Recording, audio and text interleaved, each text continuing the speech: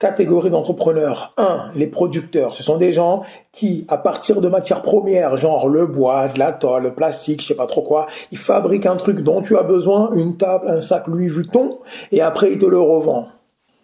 2. Les commerçants, eux, ce qu'ils font, ils achètent chez un gars, ils mettent leur marge et ils revendent. Simple, pratique, net et fiable. 3. Les prestataires de services, c'est très courant. Eux, ils vont pas te vendre un produit, ils vont te vendre leur savoir-faire. Un peu comme moi quand je te fais mes coachings, c'est de la prestation de service. C'est simple, c'est rapide, mais il y a beaucoup d'arnaques dans ce domaine-là. 4. Les intermédiaires. Là aussi, dans ce domaine-là, il y a beaucoup d'arnaques, mais c'est un bon plan quand t'as pas trop de thunes.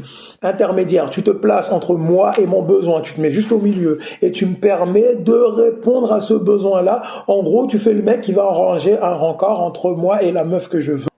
Et tu te fais payer quand le deal il se fait. 5. Les innovateurs, les inventeurs, c'est ce que tout le monde voudrait être, voudrait faire, mais c'est pas donné à tout le monde. C'est genre les gars qui te ramènent un truc que t'as jamais vu, qui sort de nulle part et qui révolutionnent le game. Leur game à partir de choses que t'as jamais entendues, jamais vues, qui font des trucs extraordinaires. Mais tout le monde ne peut pas être inventeur, innovateur, créateur. 6. Les franchises. En gros, il y a un truc qui marche bien. Toi, tu le déclines sous la même marque en mode McDo. Tu prends un McDo, tu refais d'autres McDo, tu te casses pas la tête. À partir d'un truc qui marche très très bien, tu le déclines en sous-petits trucs qui marchent autant bien. Je sais pas si c'est français. 7. Les importateurs-exportateurs. C'est comme les commerçants à part qui font ça à l'échelle d'un pays. Ils achètent dans un pays A pour revendre dans un pays B en grande quantité et accessoirement, ça fait augmenter le PIB ou le diminuer, ça dépend dans quel sens tu fais ça.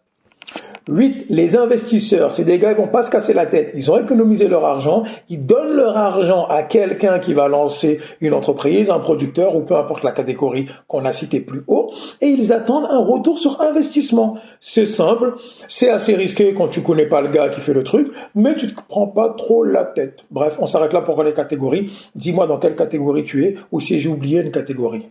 Peace.